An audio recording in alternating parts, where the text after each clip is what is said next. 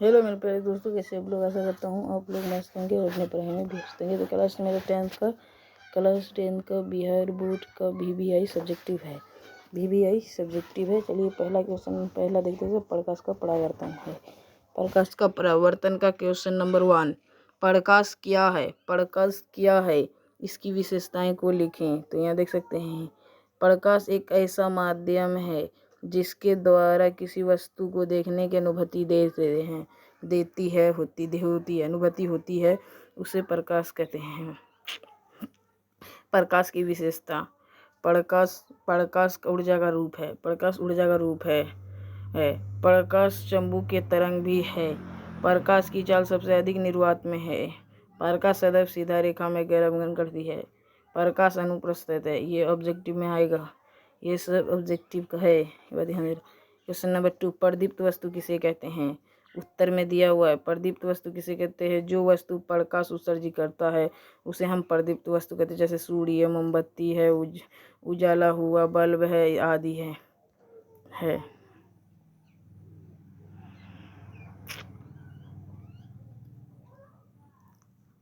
Question number 3 में बोल दिया है, अप्रदीप्त वस्तु किसे कहते हैं। अप्रदीप्त वस्तु जो वस्तु प्रकाश उत्सर्जन नहीं करती है।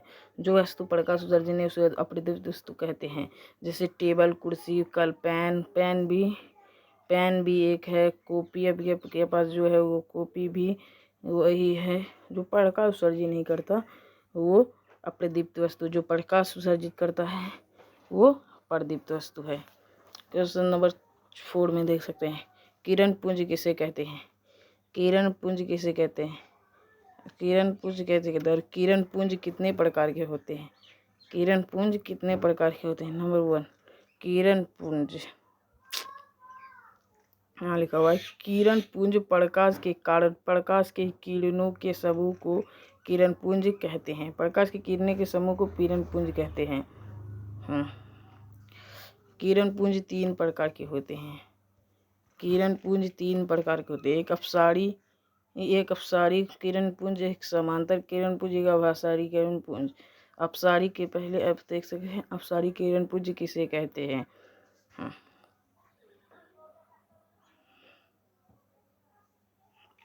अपसारी किरण पुंज किसे कहते हैं, जब प्रकाश की किरणें एक बिंदु से निकलकर चारों तरफ फैलती है उसे अपसारी किरण पुंज कहते हैं।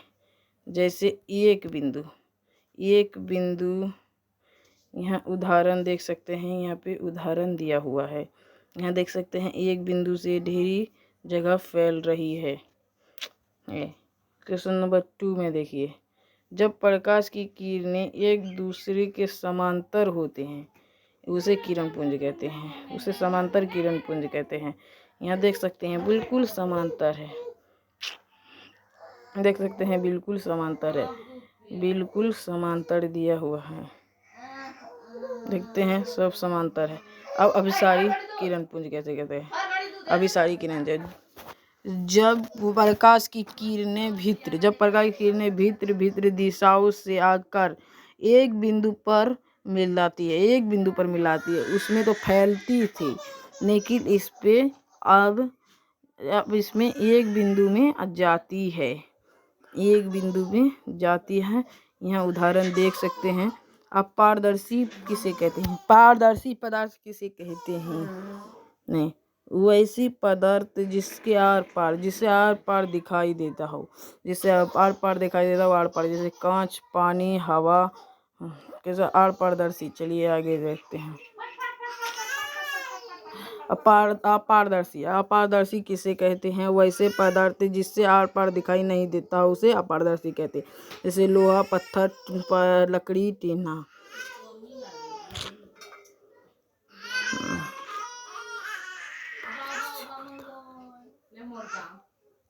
अब यहाँ परभाषी पदार्थ किसे कहते हैं। यहाँ वैसे पदार्थ जिससे आर पार देखने के धुंधुला दिखाई दे, जैसे तेल हुआ। यहाँ देख सकते हैं उदाहरण इस पर कर दिया हुआ। क्वेश्चन नंबर 8, प्रकाश का परावर्तन किसे कहते हैं।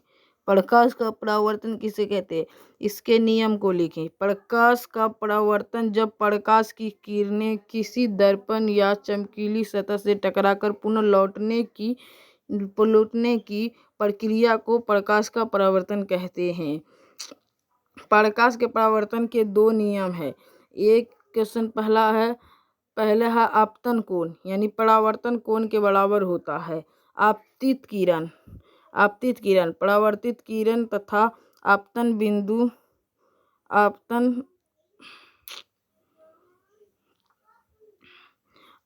बिंदु पर डाला गया लंब तनु एक ही समतल में होता है। जैसे ये उदाहरण यहाँ देख सकते हैं, ये कुछ इस प्रकार यहाँ दिया हुआ है, आप समझ सकते हैं। यहाँ लिखा हुआ महत्वपूर्ण पॉइंट है आपतित किरण। आपतित किरण किसे कहते हैं? हाँ, ये आप जानना भी जरूरी। रुक जाइए 5 मिनट। अब देखिए, आपतित किरण किसे कहते हैं? किसी दर्पण पर आके टकराने वाली आपतित किरण कहते हैं। ये हमारा दर्पण हो गया। जैसे यहाँ देख सकते हैं, ये टकरा रही है दर्पण पे, ये बल्ब बिंदु टकरा रही है, इसे ही हम आपतित किरण कहते हैं। आप परावर्तित किरण देखे क्या हुआ? परावर्तित किरण दर्पण से टकराकर लौटने की प्रक्रिया को परावर्तित किरण कहते हैं। जैसे यहाँ देख सकते हैं, कुछ इस प्रकार दिया हुआ है, यहाँ पे देख के बोलना है। अब क्वेश्चन आराम देखिए, आपतन बिंदु किसे कहते हैं? आपतित किरण दर्पण के जिस भाग पे टकराती है उसे आपतन बिंदु कहते हैं। जिस भाग पे, जैसे यहाँ पे देख सकते हैं, जैसे यहाँ पे बिंदु है, इसी को कहते हैं। अब देखते आपतन कोण किसे कहते हैं? आपतित किरण अभिलंब के बीच जो कोण बनाता है, यहाँ देखते हैं, ये आपतित किरण या अभिलंब के बीच जो कोण बनाता है वो आपतन कोण, यहाँ देख सकते हैं, आपतन कोण कहलाता है। किसे कहते हैं आपतन कोण? यहाँ दिया हुआ सब, यहाँ देख सकते हैं, आपतित किरण दिया हुआ है, अभिलंब दिया हुआ है, परावर्तित दिया हुआ है, परिवर्तन दिया हुआ है, आपतित कोण दिया हुआ है, सब हिस्से दिया हुआ है।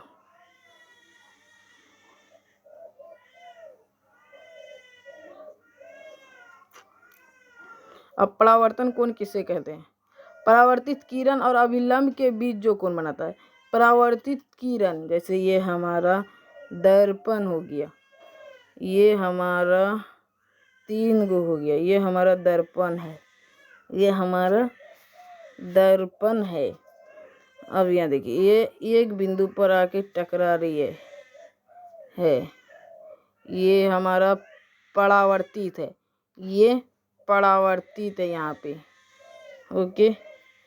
और यहाँ अभिलंब है, जो ये कोण बनाती है, ये कोण जो बनाती है उसे हम परावर्तन कोण कहते हैं। यहाँ पे ये है, ओके। ये कुछ इस प्रकार है, समझे? अब जो ये यहाँ पे जो कोण बनेगा, ये कोण यहाँ पे बनेगा। अब बोलिए यहाँ पे कैसे? क्योंकि यहाँ कुछ इस प्रकार रहेगा।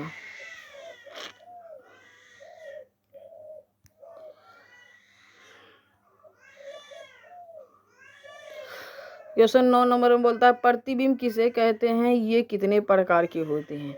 प्रतिबिंब किसे कहते हैं और ये कितने प्रकार के होते हैं? किसी बिंदु स्रोत से चलने वाली प्रकाश की किरणें दर्पण से परावर्तन के बाद जिस बिंदु पर मिलती है या मिलती हुई मालूम पड़ती है उसे हम प्रतिबिंब कहते हैं। जैसे प्रतिबिंब 2 प्रकार के होते हैं, वास्तविक प्रतिबिंब, एक काल्पनिक या आभासी प्रतिबिंब होता है। क्वेश्चन नंबर, वास्तविक प्रतिबिंब आप किसे कहते हैं?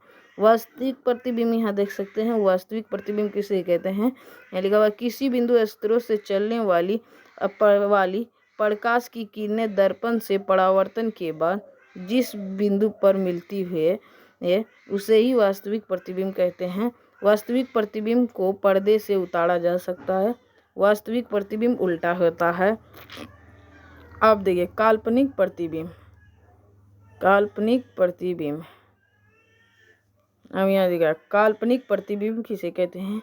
किसी बिंदु स्रोत से चलने वाली प्रकाश की किरणें दर्पण से परावर्तन के बाद जिस बिंदु पर मिलती हुई मालूम पड़ती है, यहीं पे मालूम पड़ती है, उसे काल्पनिक या आभासी प्रतिबिंब कहते हैं।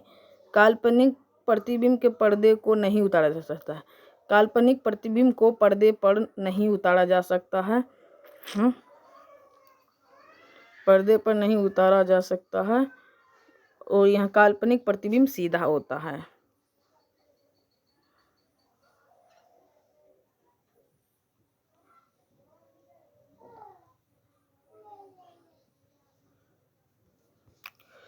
क्वेश्चन नंबर में यह देख सकते हैं क्या बोला, क्वेश्चन नंबर न दिया हुआ है, इन्हीं के लिए क्वेश्चन नंबर कितना है ये मालूम कर लेते हैं। ये हमारा क्वेश्चन नंबर 10 है। ये हमारा क्वेश्चन नंबर 10 है। क्या बोला? वास्तविक प्रतिबिंब और आभासी प्रतिबिंब में अंतर लिखें। वास्तविक प्रतिबिंब और आभासी प्रतिबिंब में नंबर 1 में बोला है किसी बिंदु को स्रोत से चलने वाली प्रकाश की किरणें दर्पण या किसी चमकला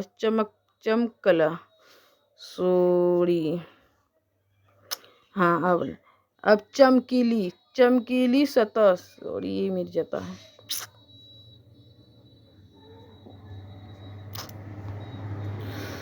हाँ चमकली सतह से परावर्तन के बाद जिस बिंदु पर मिलती हुई वास्तविक प्रतिबिंब कहते हैं। यह सदैव उल्टा होता है। इसको पर्दों में उतारा जा सकता है। यह किरणों के वास्तविक रूप में होता है। और यहाँ भी देख सकते हैं, ये पढ़ सकते हैं। अब बड़ा पहले कर देते हैं एक ठो को, पहले ये ठो उतार दें। अब देख सकते हैं यहाँ क्या बोला है, किसी बिंदु स्रोत से चलने वाली प्रकाश की किरणें दर्पण या किसी चमकीली सतह से परावर्तित के बाद जिस बिंदु पर मिलती उसे ही वास्तविक प्रतिबिंब कहते हैं। यह सदैव उल्टा होता है। इसे पर्दे पर उतारा जा सकता है। ये किरणें वास्तविक रूप से कटाने पर बनाता है। क्वेश्चन नंबर 2 में दिया हुआ है आभासी प्रतिबिंब किसे कहते हैं? बोल दिया किसी बिंदु स्रोत से चलने वाली प्रकाश की किरणें दर्पण या किसी चमकीली सतह से परावर्तन के बाद जिस बिंदु पर मिलती हुई मालूम पड़ती है। यहाँ पे यही तो इम्पोर्टेंट है, मालूम पड़ती हुई पड़ती है प्रतिबिंब बन कहते हैं, उसे ही आभासी प्रतिबिंब कहते हैं। यह सदैव में सीधा होता है। यह पर्दे में उतारा नहीं जा सकता है। यह किरणों को वास्तविक रूप कटाने से नहीं बनता है, बल्कि इसे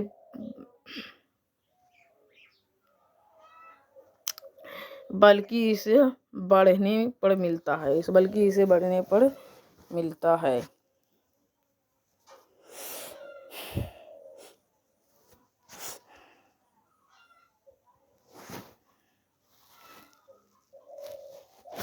क्वेश्चन नंबर 11 में बोल दिया गोलीय दर्पण किसे कहते हैं?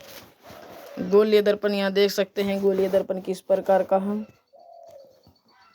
गोलीय दर्पण किसे कहते हैं और ये कितने प्रकार के होते हैं। यहाँ देख सकते हैं गोलीय दर्पण उस दर्पण को कहते हैं जिसका परावर्तक सतह किसी खोखले जैसा गोलीय हो तो उसे ही कहते हैं।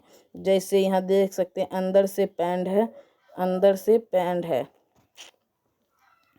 अब यहाँ बोला है गोलीय, क्या बोला यहाँ गोलीय दर्पण 2 प्रकार के होते हैं। गोलीय दर्पण 2 प्रकार के होते हैं, एक उत्तल दर्पण, एक अवतल दर्पण। उत्तल दर्पण किसे कहते हैं?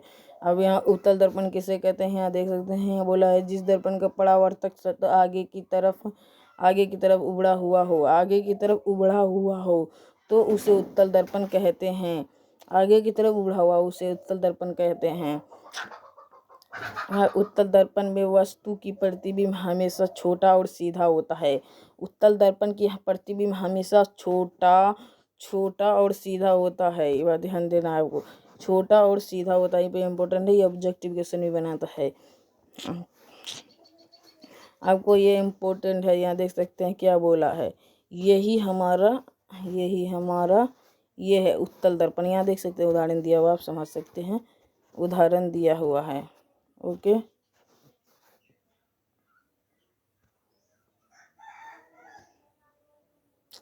अब अवतल दर्पण किससे कहते हैं? देखिए, जिस दर्पण का परावर्तक सतह अंदर की तरफ घसा हो तो उसे अवतल दर्पण कहते हैं। घसा हो तो, अंदर की तरफ घसा हो तो वो प्रतिबिंब बड़ा और छोटा बनाता है। ये प्रतिबिंब यहाँ देख सकते हैं, कुछ इस प्रकार अवतल दर्पण है।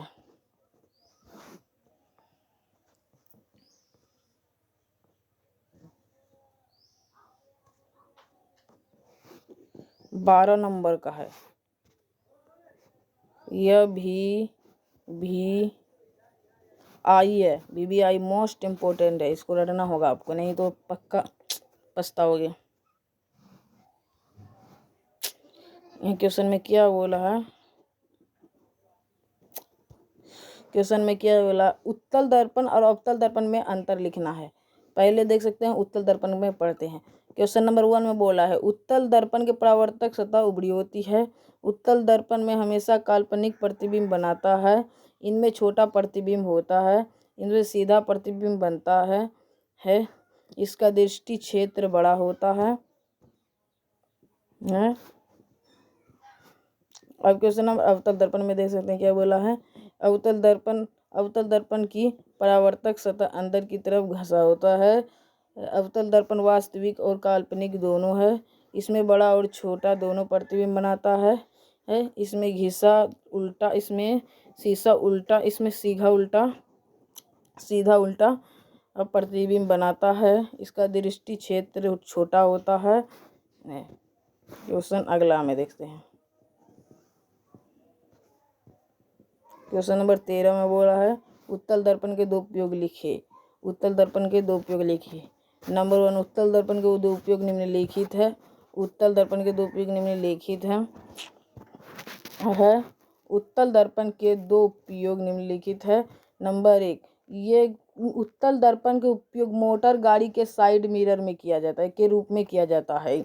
नंबर 2 में बोला है उत्तल दर्पण का उपयोग किसी भी वस्तु का छोटा प्रतिबिंब बनाने में किया जाता है।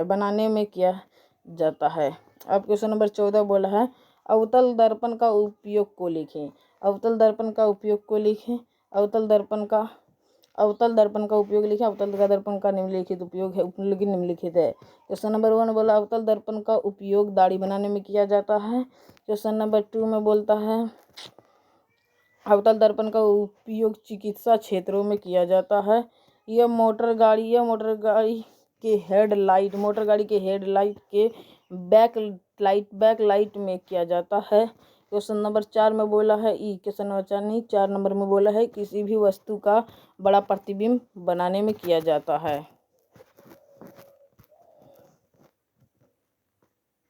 हमारा समतल दर्पण का दो उपयोग। समतल दर्पण का दो उपयोग निम्नलिखित है। समतल दर्पण का दो उपयोग निम्नलिखित है। नंबर 1, समतल दर्पण का उपयोग चेहरा देखने में किया जाता है। इसका उपयोग ड्रेसिंग टेबलों में किया जाता है। क्वेश्चन नंबर 16 में बोला है, 16 में आ गया। हाँ। क्वेश्चन नंबर 16 नंबर में बोला है समतल दर्पण के प्रतिबिंब की विशेषता को लिखें। समतल दर्पण के प्रतिबिंब की विशेषता को लिखें। यह निम्नलिखित विशेषताएं निम्नलिखित है। नंबर 1, समतल दर्पण के दो वस्तु का प्रतिबिंब हमेशा दर्पण पीछे बनाता है। और प्रतिबिंब के आकार वस्तु के आकार के बराबर होता है। प्रतिबिंब हमेशा सीधा बनता है। प्रतिबिंब हमेशा सीधा होता है। प्रतिबिंब आभासी होता है। इसे हम पर्दे में उतार नहीं सकते। क्वेश्चन नंबर 5, प्रतिबिंब अर्श्विक रूप से उल्टा होता है। क्वेश्चन नंबर 17, आवर्धन किसे कहते हैं? लिखा हुआ है प्रतिबिंब की ऊंचाई तथा प्रतिबिंब की ऊंचाई तथा प्रतिबिंब की ऊंचाई तथा प्रतिबिंब की ऊंचाई तथा वस्तु की ऊंचाई के अनुपात को आवर्धन कहते हैं। इसको एम से सूचित करते हैं। आवर्धन का कोई मात्रक नहीं हो सकता, यह मात्रक विहीन है। आवर्धन यानी एम बराबर भी बट्टे यू इसका सूत्र की कहा जाता है। नहीं, इसका ये है दिया हुआ है। अब यहाँ पे होगा अब महत्वपूर्ण पॉइंट।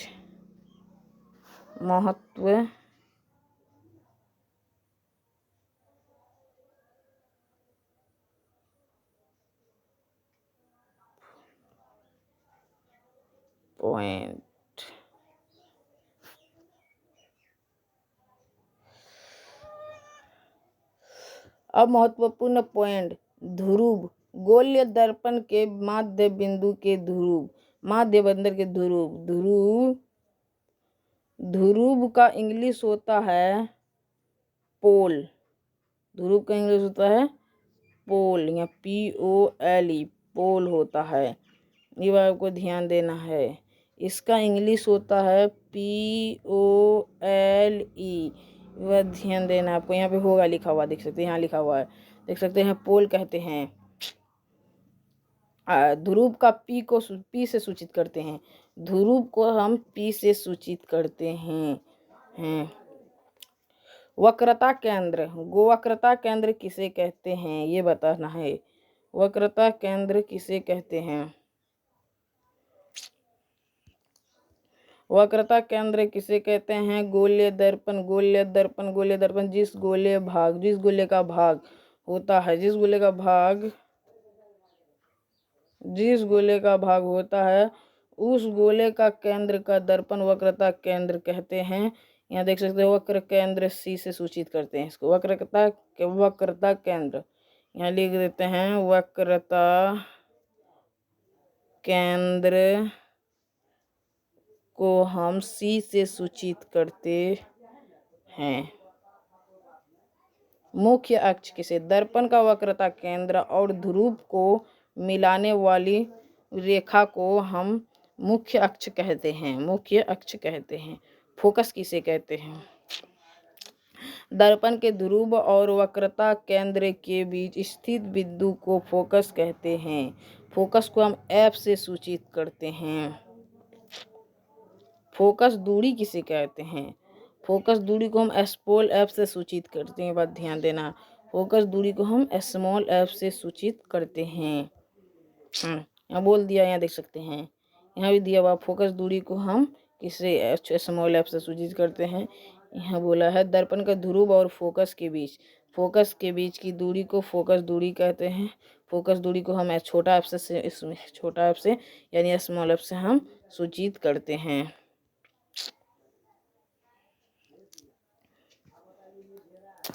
अब यहाँ देखते हैं अवतल दर्पण में प्रतिबिंब का बनना। अवतल दर्पण में प्रतिबिंबों का बनना। यहाँ देख सकते हैं क्वेश्चन नंबर 1 में बोला है जब वस्तु अवतल दर्पण को फोकस पर स्थित है। यहाँ देख सकते हैं, यहाँ लिखा हुआ अवतल दर्पण में जब फोकस पर स्थित हो उसका प्रतिबिंब अनंत पर बनता है। प्रतिबिंब वास्तविक उल्टा और वस्तु का बहुत बड़ा बनता है। यहाँ उदाहरण से आप समझ जाइएगा। अब यहाँ क्वेश्चन 2 नंबर में देखिए, ये 2 नंबर में देखिए, 2 नंबर में बोला है अवतल दर्पण में जब वस्तु अनंत पर स्थित हो, यहाँ बोलता है अवतल दर्पण में जब वस्तु अनंत पर स्थित हो तो उसका प्रतिबिंब फोकस पर बनता है। प्रतिबिंब वास्तविक उल्टा और वस्तु का बहुत ही छोटा होता ही वह ध्यान देना। आपको यहाँ देख सकते हैं, उदाहरण के द्वारा समझ जाइए। क्वेश्चन नंबर 3 में बोलता है अवतल दर्पण में जब वस्तु वक्रता केंद्र स्थित हो, तो यहाँ दिया अवतल दर्पण में जब वस्तु वक्रता केंद्र स्थित हो तो उसका प्रतिबिंब वक्रता केंद्र पर ही बनता है। प्रतिबिंब वास्तविक उल्टा और वास्तविक के बराबर होता है। अब उदाहरण यहाँ पे दिया हुआ है।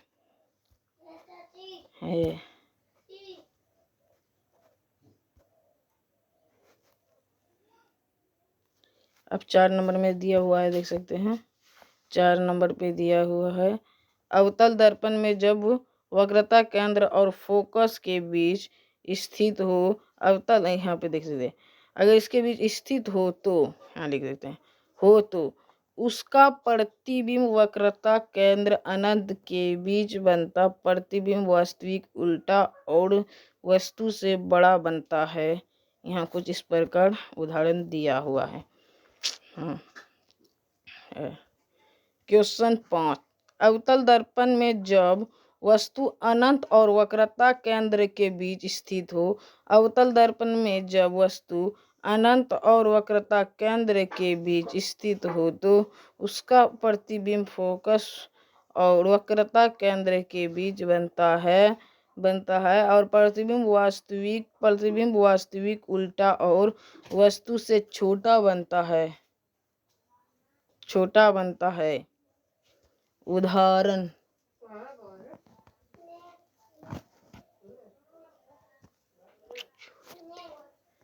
क्वेश्चन नंबर 6 अवतल दर्पण में जब वस्तु फोकस के ध्रुव के बीच की स्थित हो तो यहाँ सुनिए अवतल दर्पण यहाँ से तो यहाँ से तो यहाँ तक तो वहीं पे ले लीजिए। तो वह उसका प्रतिबिंब दर्पण के पीछे बनता है। प्रतिबिंब काल्पनिक सीधा और वस्तु से बड़ा होता है। इसका उदाहरण यहाँ दिया हुआ है।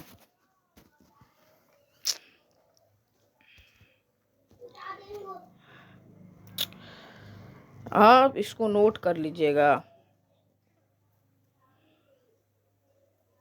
इसको नोट कर लीजिएगा।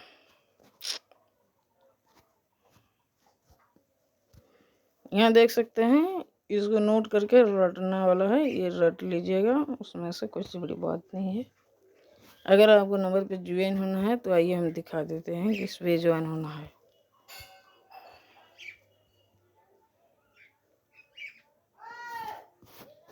तो सब हो गया, जैसे कि देख सकते हैं प्रकाश की परावर्तन के सभी सब्जेक्टिव हो गया। तो आशा करता हूँ आप लोग को ये वीडियो पसंद आएगा। अगर पसंद आएगा तो लाइक कीजिए, क्योंकि बहुत मेहनत से आपको पढ़ाएं मेरे प्यारे दोस्तों, और सब्सक्राइब भी कर दीजिए, सब्सक्राइब करना भी ना भूलिएगा। तब बाय बाय, तब अगले वीडियो में मिलते हैं, तब तक के लिए बाय।